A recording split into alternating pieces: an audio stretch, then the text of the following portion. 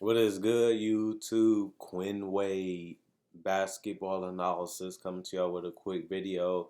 We're gonna talk about Big Bobby Portis, Pat Connaughton, and these other guys that's going to the Milwaukee Bucks. Let me read off their contracts. Pat Connaughton agrees to a 3-year, $16 million deal. Bobby Portis agreed to a 2-year deal, and DJ Augustin agreed to a 3-year, $21 million deal, and they also signed a two-way deal to take a gamble and a chance on Jalen Adams, who is a young prospect that they want to see what he can bring to the table by getting him into the organization, seeing how he works, seeing if he fits, and they have the flexibility to cut him for the roster spot or keep him under a cheap contract. And it's not a long-term commitment because it's only 2 year. It's only a two-way, and if it works, it works. If it don't, you don't really have that much of a cost, and you can use a spot on somebody during the buyouts or with another free agent in the future and just replace them.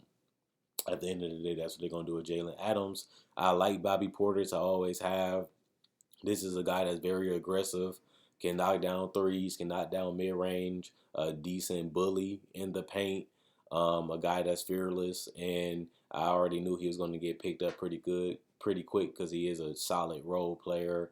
And with them losing Robin Lopez, they needed somebody else that was big that can, be a versatile offensive player, and they're not really paying him that much money or giving him a long-term commitment. So if it works, they can always trade him or waive him, and if it does work, they can keep him, and you still have him for another year if you decide to keep him.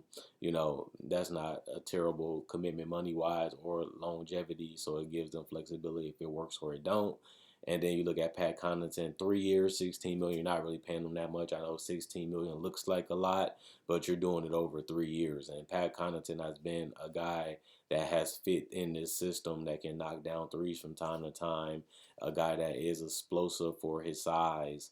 And to me, he's not the greatest player, but you have to retain some type of guards just because you didn't get Bogdanovich and you did lose Wesley Matthews. So you had to try to recoup and stay, as strong as you can at that position.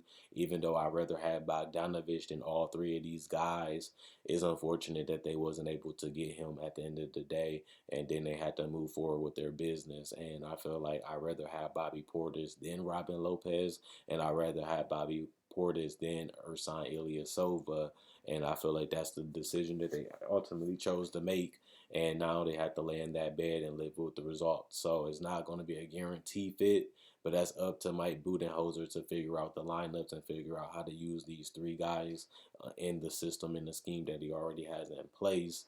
And even though I don't think the Bucks got significantly better with these acquisitions, they have got solid role players, and that's something that you can find right now. And they have picked up these guys. DJ Augustin is a guy that has been a little underrated and overlooked because of his size, but they give him 3 years, 21 million. He can break down defenses still. He still can create. He still is a guy that's durable. He is a guy that can also penetrate and probe, but also knock down jump shots off the dribble, can play within the pick and roll, can come off screens and put the ball on the ground. So he is a valuable player for the Bucks.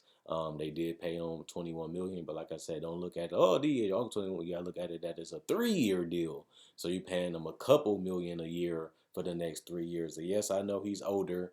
Yes, I know he's not the greatest point guard in the league, but he is and has shown that he is a solid backup to second to third string point guard, and he has shown that the last 3 to 4 years. So he's not a starter. He's not going to come in and be a franchise changer, but he also did play very good against the Bucks in the playoffs, like when they played the Magic. So they probably seen what he was able to bring to the table. They probably liked what he was able to still do, and they say, you know what, we respect him. He was giving it to us. Let's pick this guy up and put him into our system, put him into our style and our game, and let's live with the results, because 3 years you are doing a longer commitment, but you're not really paying them that much money per year. So I'd rather have Bogdanovich than these guys, but it's just not the case, and they had to move forward, and this is what they got.